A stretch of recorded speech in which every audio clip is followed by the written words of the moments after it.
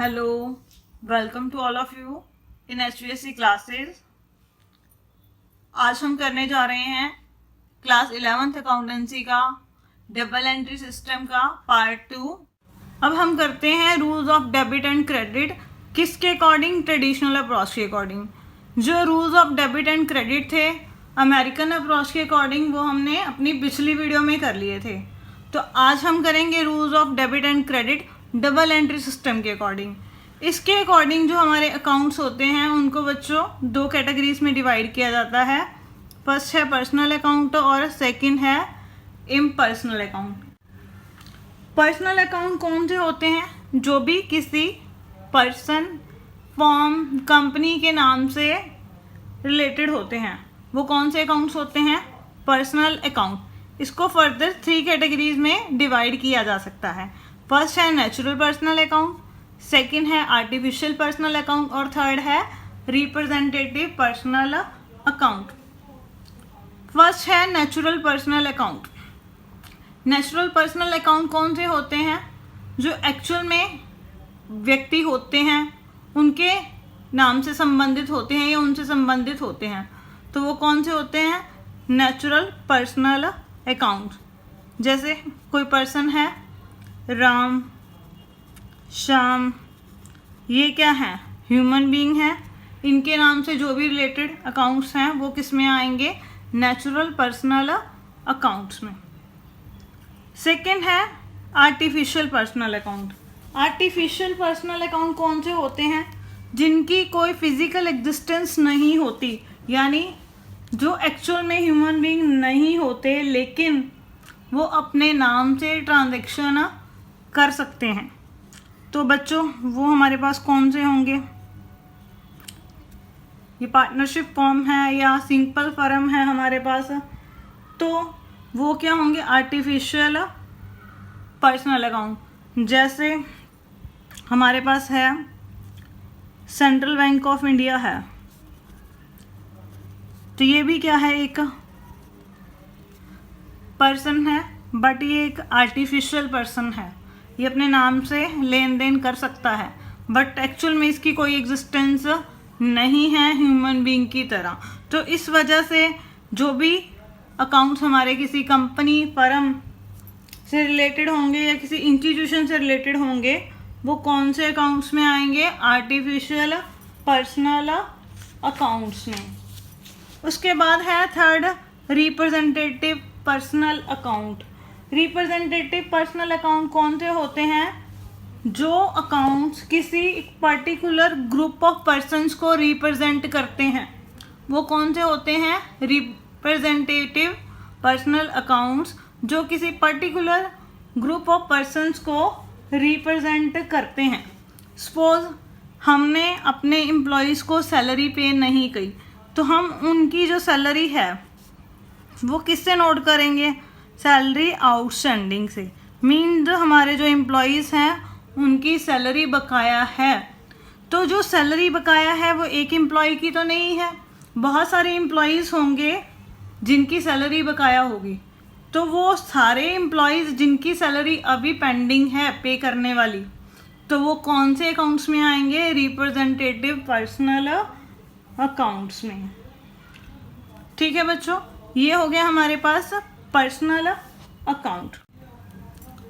Second है impersonal account. Impersonal account को आगे 2 कैटेगरीज में फर्दर डिवाइड किया गया है, रियल अकाउंट और सेकंड नॉमिनल अकाउंट। बच्चों रियल अकाउंट्स कौन से होते हैं? बिजनेस की जो भी हमारे पास एसेट्स होती हैं, ऑल एसेट्स, उनसे रिलेटेड जो भी अकाउंट्स होंगे वो किस में आएंगे? रियल अकाउंट्स में। बिजनेस में क्या क्या होता है हमारे पास?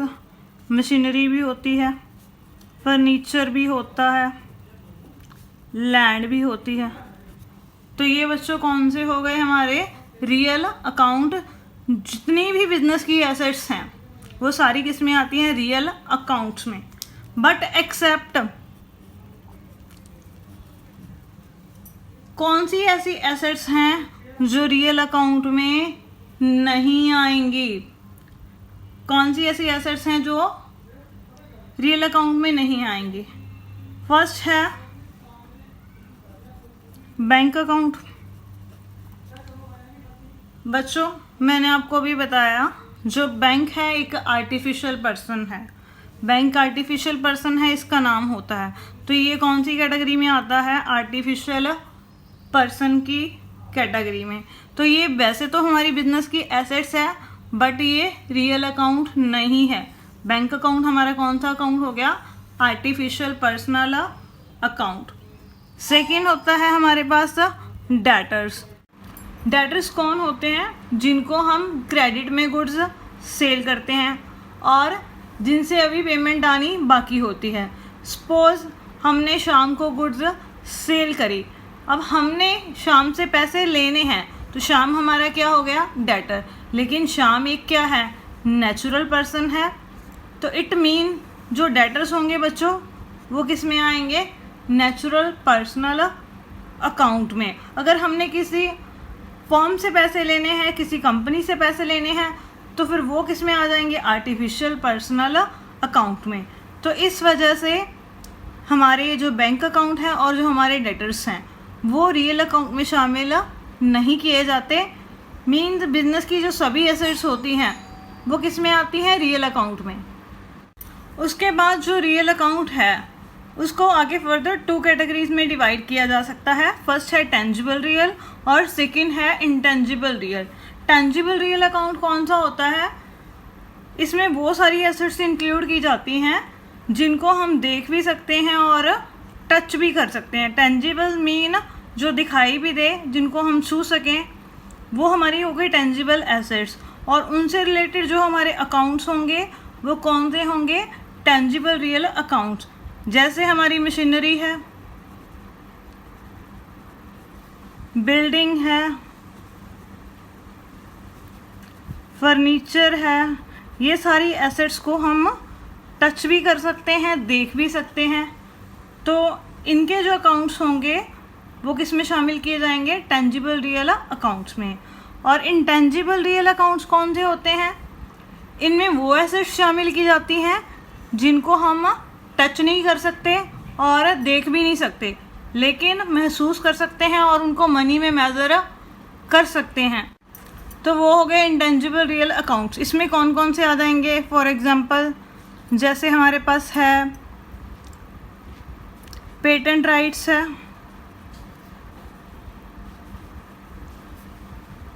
ट्रेडमार्क्स हैं। तो ये कौन से हो गए? Intangible real accounts. उसके बाद हमारे पास है लास्ट में जो इम्पर्सनल अकाउंट को सेकंड कैटेगरी जिसमें डिवाइड किया गया है वो है नॉमिनल अकाउंट। नॉमिनल अकाउंट कौन से अकाउंट्स होते हैं? जिसमें all expenses and losses,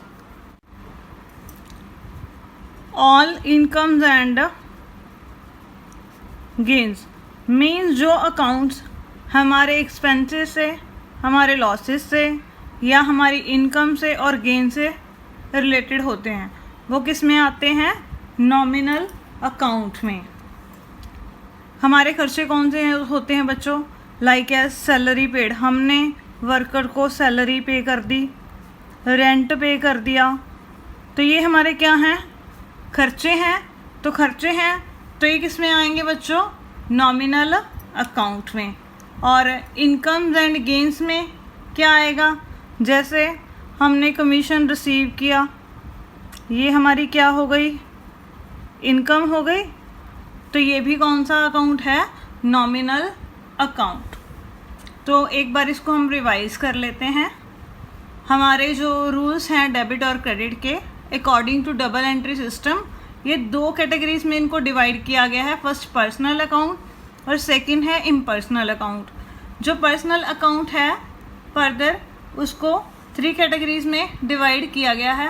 first है नेचुरल पर्सनल अकाउंट, सेकंड है आर्टिफिशियल पर्सनल अकाउंट और थर्ड है रिप्रेजेंटेटिव पर्सनल अकाउंट। जो नेचुरल पर्सनल अकाउंट है, जो नेचुरल में जो पर्सन्स होते हैं, एक्चुअल में जो हमारे पास पर्सन्स होते हैं उनसे जो रिलेटेड अकाउंट्स हैं वो आएंगे नेचुरल पर्सनल में।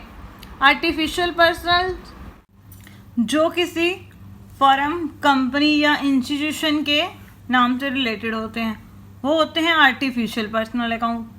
थर्ड है रिप्रेजेंटेटिव पर्सनल अकाउंट, जो किसी स्पेसिफिक ग्रुप को रिप्रेजेंट करते हैं, तो वो कौन से हो गए, रिप्रेजेंटेटिव पर्सनल अकाउंट। आगे इम्पर्सनल अकाउंट को फर्दर 2 कैटेगरीज में डिवाइड किया गया है, रियल एंड नॉमिनल में। रियल अकाउंट में कौन कौन से अकाउंट शामिल किए जाते हैं, बिजनेस की जितनी भी एसेट्स होती हैं सभी रियल अकाउंट्स में शामिल की जाती हैं, लेकिन बैंक अकाउंट और डेटर्स को छोड़कर बाकी जितनी भी बिजनेस की एसेट्स हैं वो किस में काउंट होती हैं, रियल अकाउंट में। रियल अकाउंट को भी आगे फर्दर 2 कैटेगरीज में डिवाइड किया गया है, tangible real and intangible real. Tangible real account कौन से होते हैं बच्चों, इसमें वो सारी एसेट्स आएंगी जिनको हम टच भी कर सकते हैं, देख भी सकते हैं और मनी में मेजर कर सकते हैं, जैसे फर्नीचर, मशीनरी और बिल्डिंग। ये एग्जांपल हैं कुछ टेंजिबल रियल एसेट्स के। उसके बाद है इंटेंजिबल रियल एसेट्स, मीन्स वो एसेट्स हमारी बिजनेस की जिनको हम टच नहीं कर सकते, देख नहीं सकते, बट उनको मनी के टर्म में मेजर कर सकते हैं। उसके बाद लास्ट है हमारे पास nominal account.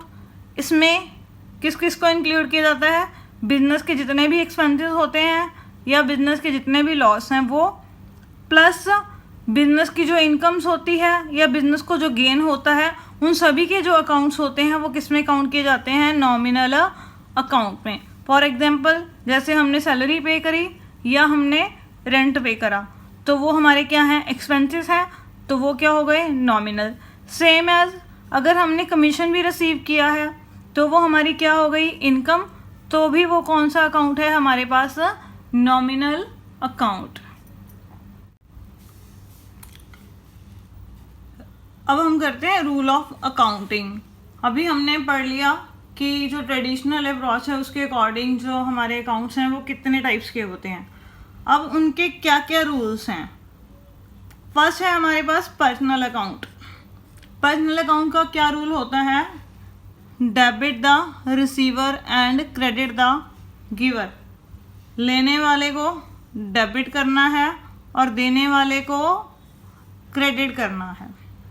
Debit the receiver and credit the giver. उसके बाद है second real account rule. Real account rule क्या कहता है, डेबिट व्हाट कम्स इन, जो आ गया हमारे पास उसे डेबिट कर दो और जो चला गया उसे क्रेडिट कर दो। उसके बाद है third rule, nominal account rule. Nominal account rule क्या कहता है, debit all the expenses and losses, सभी एक्सपेंसेस और लॉसेस को डेबिट कर दो और सभी इनकम और जो गेन्स होते हैं वो क्या कर दो, क्रेडिट कर दो। तो ये 3 रूल हैं, जर्नल चैप्टर इस पर बेस्ड है और पूरी जो बुक है वो हमारी इन्हीं 3 जो रूल्स हैं इनके ऊपर चलती है। तो आप इसे अच्छे से समझिएगा। ये तो मैंने आपको अभी ब्रीफ में बताया था, अब आपको मैं एक्सप्लेन करके बताऊंगी कि ये कैसे कैसे रूल हमने कैसे कैसे अप्लाई करने हैं। फर्स्ट है personal account rule. Personal account rule क्या कहता है, debit the receiver and credit the giver. लेने वाले को डेबिट करना है और देने वाले को क्रेडिट करना है। तो हमें पता ही है कि जो पर्सनल अकाउंट होता है वो किससे रिलेटेड होता है, पर्सन से रिलेटेड होता है। सपोज करो कैश रिसीव्ड फ्रॉम राम, हमने राम से कैश रिसीव किया 5000 रुपीज़, ठीक है। तो अब यहाँ पर कैश दे कौन रहा है, राम। हमारे पास कैश आया हमारे जो बिजनेस में, हमने अपने बिजनेस के पॉइंट ऑफ व्यू से चलना है, तो देने वाला कौन है यहाँ पर, Ram. It mean credit the giver, तो राम का जो अकाउंट होगा वो यहाँ पर क्या होगा, क्रेडिट होगा टू राम। और आया क्या है हमारे पास, कैश। कैश आ गया तो ये क्या हो गया हमारे पास, डेबिट। कितने रुपीज़ से, 5000 रुपीज़ से। जो आ गया वो मैंने डेबिट कर दिया और देने वाले को क्रेडिट कर दिया। तो यहाँ पर पर्सनल अकाउंट का रूल अप्लाई हो गया, क्रेडिट द गिवर। ठीक है बच्चों, सपोज हमने शाम को पेमेंट करी, पेड कैश टू शाम, 2000 रुपीज़ हमने शाम को कैश पे किया। अब कैश रिसीव कौन कर रहा है? शाम। डेबिट द रिसीवर, कैश किसके पास गया है? शाम के पास, मीन शाम ने रिसीव कर लिया। तो रिसीवर का अकाउंट फिर हमने क्या करना होता है बच्चों? डेबिट करना होता है। तो यहाँ पर जो शाम है वो कौन है? रिसीवर। तो हम क्या करेंगे? शाम का जो अकाउंट है वो डेबिट कर देंगे। कैश चला गया हमारे पास से, तो टू कैश अकाउंट, कितने रुपीस से? जितनी अमाउंट है 2000, उतनी अमाउंट डेबिट हो गई, उतनी अमाउंट हमारे पास यहाँ पर क्रेडिट हो गई। ठीक है बच्चों, तो ये दोनों एग्जाम्पल मैंने दे दिए आपको कि डेबिट द रिसीवर रूल क्या होता है और क्रेडिट द गिवर रूल क्या होता है। ये हो गया पर्सनल अकाउंट का रूल। नेक्स्ट हम इसी प्रकार से रियल अकाउंट का और नॉमिनल अकाउंट का रूल करते हैं। सेकंड है रियल अकाउंट का रूल। हमारे पास हमने पर्सनल अकाउंट का रूल कर लिया, अब हम करते हैं रियल अकाउंट का क्या रूल है। इस रूल के अकॉर्डिंग एंट्रीज कैसे रिकॉर्ड की जाएंगी? ये रूल क्या कहता है? डेबिट व्हाट कम्स इन, जो आ गया उसे डेबिट कर दो, and credit what goes out, जो चला गया उसे क्रेडिट कर दो। ठीक है बच्चों, साधारण शब्दों में जो आ गया वो डेबिट और जो चला गया वो क्रेडिट। फॉर एग्जाम्पल देखो आप,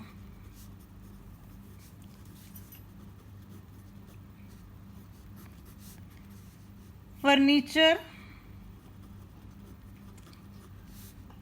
परचेज्ड 50,000 फॉर कैश। हमने फर्नीचर खरीदा बिजनेस में 50,000 रुपये का कैश में।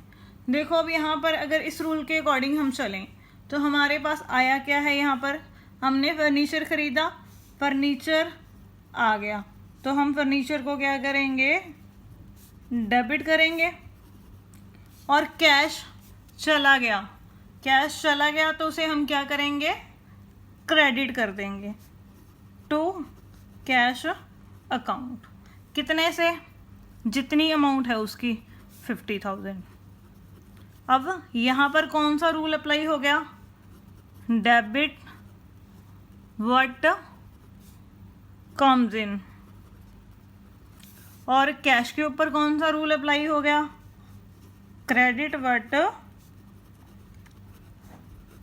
Goes out. ठीक है बच्चों, तो यहाँ पर डेबिट क्या हो गया? फर्नीचर, और क्रेडिट क्या हो गया? कैश। जो आ गया वो डेबिट कर दो, जो चला गया वो क्रेडिट कर दो। नेक्स्ट और लास्ट रूल है अकाउंटिंग का, नॉमिनल अकाउंट का रूल। मैंने आपको अभी बताया था नॉमिनल अकाउंट्स में किस किस को इंक्लूड किया जाता है। जो बिजनेस के एक्सपेंसेस होते हैं और लॉसेस होते हैं, एक वो, और सेकंड बिजनेस की जो इनकम्स होती है और गेन होते हैं वो। तो जो हमारा नॉमिनल अकाउंट का जो रूल होगा वो किससे रिलेटेड होगा? हमारे एक्सपेंसेस लॉसेस से और इनकम एंड गेन से। तो ये रूल क्या कहता है? Debit all the expenses and losses, business के जितने भी खर्चे हैं या बिजनेस के जितने भी नुकसान हैं उनको हमने क्या करना है? डेबिट करना है। And credit all the income and gains, business की जो भी इनकम है और जो बिजनेस का गेन है उसे हमने क्या करना है? यहाँ पर क्रेडिट करना है। तो ये रूल क्या कहता है? Debit all the expenses and losses and credit all the income and gains. ये हम एक एग्जाम्पल से समझते हैं। एग्जाम्पल फर्स्ट, सपोज हमने 20,000 रुपीज़ सैलरी पेड करी, पे 20,000 फॉर सैलरीज। जो हमने ये सैलरी पे करी है वो बिजनेस के लिए क्या है, एक्सपेंस। तो इस रूल के अकॉर्डिंग एक्सपेंसेस क्या होंगे हमारे पास, डेबिट। तो सैलरी अकाउंट क्या हो जाएगा बच्चों हमारे पास, डेबिट। कितनी सैलरी पे करी है हमने, 20,000, तो ये आ गया 20,000। और हमारे पास से बिजनेस से कैश चला गया टू कैश अकाउंट। अब देखो बच्चों, कैश कितना गया, 20,000। जो सैलरी डेबिट हो रही है यहाँ पर तो रूल लग गया debit all expense and losses, ठीक है। और यहाँ पर क्या रूल लगा, क्रेडिट व्हाट गोज आउट। जो चला गया वो क्रेडिट कर दो और जो एक्सपेंसेस एंड लॉसेस हमारे पास डेबिट हो गए। एक चीज़ मैं आपको और बताऊं, ये ज़रूरी नहीं है कि ये पूरे का पूरा जो रूल है वो एक एंट्री या एक ट्रांजैक्शन में ही एप्लीकेबल होगा। हाफ रूल एक का और सेकंड रूल जो है एक का, वो ऐसे इस तरीके से भी अप्लाई हो सकते हैं। अब हम एक एग्जांपल और लेते हैं, example number 2। Received ₹5,000 for commission. हमने 5,000 रुपीज़ कमीशन रिसीव किया। अब जो हमने कमीशन रिसीव किया है वो बिजनेस के लिए क्या है, बिजनेस की इनकम। तो इनकम्स क्या होंगी इस रूल के according, credit. Credit all the income and gains. जो क्रेडिट होती है उसको हम किसके साथ नोट करते हैं, टू से। टू कमीशन रिसीव्ड, ये हो गया क्रेडिट, कितने से, 50,000 से। और बिजनेस में आया क्या है हमारे पास यहाँ पर, कैश।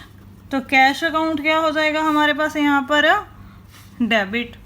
मीन्स यहाँ पर तो रूल लग गया debit what comes in, and यहाँ पर रूल लग गया credit all the income and gains. तो आपको समझ में आ गया कि इनकम जो होती हैं वो क्या होंगी, नॉमिनल अकाउंट रूल के अकॉर्डिंग क्रेडिट होंगी, और जो हमारे एक्सपेंसेस होंगे वो नॉमिनल रूल के अकाउंट क्या होंगे, डेबिट होंगे। तो ये हो गए हमारे 3 रूल्स, पर्सनल अकाउंट का रूल, रियल अकाउंट का रूल और नॉमिनल अकाउंट का रूल। तो अब हम इसके बाद इसका इलस्ट्रेशन करते हैं जो हमारी बुक में दी गई है। अब हम शुरू करते हैं फर्स्ट इलस्ट्रेशन। इसमें हमारे पास क्या दिया हुआ है, classify the following accounts into personal, real and nominal accounts. हमने क्लासीफाई करना है जो ये अकाउंट्स हमारे पास नीचे दिए गए हैं उनको किन में क्लासीफाई करना है, एक तो पर्सनल अकाउंट में, एक रियल अकाउंट में और एक नॉमिनल अकाउंट में। मीन्स हमने ये बताना है कि ये पर्सनल अकाउंट है, रियल है या नॉमिनल है। तो देखो बच्चों, फर्स्ट है हमारे पास कैपिटल। कैपिटल क्या होती है, जो ऑनर बिजनेस में मनी इन्वेस्ट करता है। तो मीन्स ये किससे रिलेटेड हो गया, ऑनर। तो ऑनर क्या है, एक पर्सन है, तो ये किस में आएगा फिर, पर्सनल अकाउंट में। मीन्स हमारा जो कैपिटल अकाउंट है वो कौन सा अकाउंट है, पर्सनल अकाउंट। उसके बाद है ड्राइंग्स। ड्राइंग्स क्या होती हैं, जो ऑनर बिजनेस में से विदड्रॉ करता है अपने पर्सनल यूज़ के लिए, चाहे वो गुड्स हैं चाहे वो कैश है। तो ये भी ऑनर से रिलेटेड हो गया, तो ये भी क्या हो जाएगा हमारा पर्सनल अकाउंट, क्योंकि ऑनर एक पर्सन है। तो ये ड्राइंग्स अकाउंट। उसके बाद है कैश पेड। हमने कैश पे किया, हमने कैश पे किया। देखो बच्चों, यहाँ ये तो नहीं कहा हुआ कि हमने कोई एक्सपेंसेस पेड करा, हमने किसी को कैश पेड करा। कैश हमारी क्या होती है, एसेट्स। तो ये किस में आएगा, एसेट्स किस में आती हैं, रियल अकाउंट्स में। तो कैश पेड किस में आ गया, रियल अकाउंट्स में। उसके बाद है कैश रिसीव्ड, हमने कैश रिसीव किया, कैश आ गया हमारे पास, लेकिन ये इनकम तो नहीं है ना, कोई इनकम तो नहीं कहा हुआ हमने रिसीव की है। तो कैश क्या है हमारी एसेट्स, और जो अकाउंट्स एसेट्स से रिलेटेड होते हैं वो कौन से होते हैं हमारे रियल अकाउंट्स। तो ये इसमें आ गया कैश रिसीव्ड। उसके बाद है कमीशन पेड, हमने कमीशन पे किया, कमीशन पे किया तो वो हमारा क्या हो गया बच्चों, खर्चा हो गया। तो खर्चे कहाँ आते हैं, नॉमिनल अकाउंट्स में। नॉमिनल अकाउंट कौन से होते हैं, जो हमारे एक्सपेंसेस लॉसेस और इनकम और गेन से रिलेटेड होते हैं। तो ये आ गया हमारे पास कमीशन पेड। उसके बाद हमने कमीशन रिसीव किया, जो हमने कमीशन रिसीव किया है वो हमारी क्या है बच्चों, इनकम। तो इनकम भी किस में आती है हमारी, नॉमिनल अकाउंट में। To commission received. उसके बाद है हमने परचेजेस करी, मीन्स गुड्स बिजनेस के लिए खरीदी हैं बेचने के लिए, तो ये हमारा क्या हो गया, एक्सपेंस हो गया। तो एक्सपेंस किस में आते हैं, नॉमिनल अकाउंट में। तो इसे हम डाल देंगे नॉमिनल अकाउंट में। उसके बाद है सेल, सेल से क्या जनरेट होता है हमारा रेवेन्यू, और जो अकाउंट्स हमारी इनकम और गेन से रिलेटेड होते हैं वो किस में आते हैं, नॉमिनल अकाउंट्स में। तो इट मीन जो ये सेल अकाउंट है वो भी किस में आएगा हमारे पास, नॉमिनल अकाउंट में। उसके बाद है नेक्स्ट फर्नीचर अकाउंट। फर्नीचर हमारा क्या होता है, एसेट्स। तो एसेट्स किस में आती हैं, रियल अकाउंट में। तो इसे हम डाल देंगे रियल अकाउंट में, फर्नीचर अकाउंट। उसके बाद है कैश अकाउंट। कैश भी हमारी क्या होती है बच्चों, एसेट्स होती है। एसेट्स होती है तो किस में आएगी ये, रियल अकाउंट में। उसके बाद है 11 पॉइंट बैंक अकाउंट। ये हमारी एसेट्स है, लेकिन बैंक का एक क्या होता है, पर्टिकुलर नेम होता है जिसके बेस पर वो लेन देन कर सकता है। तो इस वजह से ये एसेट्स होने के बावजूद भी ये रियल अकाउंट्स में नहीं आती, किस में आती है ये, पर्सनल अकाउंट में। तो मीन्स बैंक किस में आएगा, पर्सनल अकाउंट में। उसके बाद है बैंक ओवरड्राफ्ट अकाउंट। हमने जितनी हमारी लिमिट थी उससे बैंक में से उससे ज़्यादा अमाउंट विड्रॉ कर रखी है, तो ये भी बैंक से रिलेटेड है, मीन्स बैंक का नेम आ गया। तो ये भी किस में आएगा, पर्सनल अकाउंट में, बैंक ओवरड्राफ्ट अकाउंट। उसके बाद है हमारे डेटर्स। डेटर्स कौन से होते हैं, जिनसे हमने पैसे लेने होते हैं, मीन्स वो स्पेसिफिक पर्सन होते हैं। तो जो पर्सन से रिलेटेड होते हैं अकाउंट वो किस में आते हैं, पर्सनल अकाउंट में। तो डेटर क्या हो गए, पर्सनल अकाउंट में आ जाएंगे। उसके बाद है क्रेडिटर्स। क्रेडिटर्स कौन से होते हैं, जिनसे हमने गुड्स खरीदी होती हैं और उनको हमने अभी पेमेंट करनी होती है, यानी ये भी क्या हो गए, पर्टिकुलर पर्सन हो गए जिनको हमने अभी पैसे देने हैं, तो उनका नाम आ गया। तो नाम वाले सारे अकाउंट्स किस में आते हैं हमारे पास, पर्सनल अकाउंट में। ये आ गया क्रेडिटर्स अकाउंट। उसके बाद है ट्रैवलिंग एक्सपेंसेस अकाउंट। 15 पॉइंट है ट्रैवलिंग एक्सपेंसेस।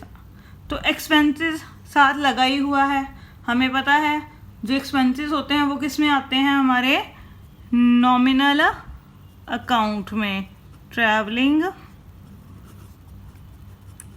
एक्सपेंसेस। उसके बाद गुडविल। गुडविल क्या होती है, हमारी बिजनेस की एसेट्स, और एसेट्स किस में आती हैं, रियल अकाउंट में। तो ये आ गई गुडविल। उसके बाद पेटेंट्स। पेटेंट्स भी हमारी क्या होती है बच्चों, एसेट्स होती है। तो एसेट्स किस में आएंगी, रियल अकाउंट में, पेटेंट्स अकाउंट। उसके बाद है सैलरी अकाउंट। जो हम वर्कर को सैलरी पे करते हैं वो, तो इट मीन वो हमारा क्या होता है, खर्चा। तो खर्चे किस में आते हैं हमारे, नॉमिनल अकाउंट में।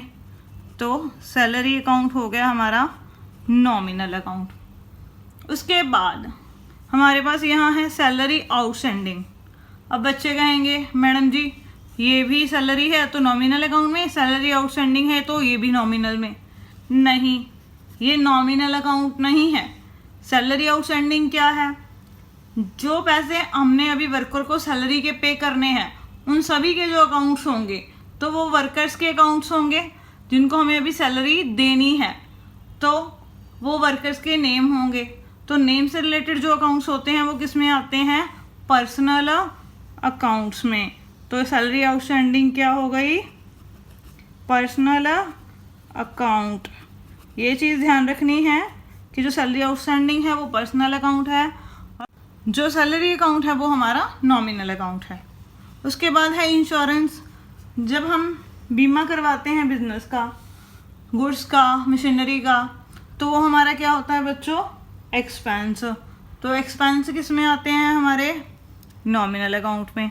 तो इंश्योरेंस हो गया हमारा खर्चा। उसके बाद है इंश्योरेंस प्रीपेड। हमने एडवांस में पे कर दिया खर्चा। हमने अगर एडवांस में पे कर दिया कोई एक्सपेंसेस तो वो हमने किसी पर्टिकुलर पर्सन को पे किया होगा, यानी वो पर्सन हमारा क्या बन जाएगा, डेटर।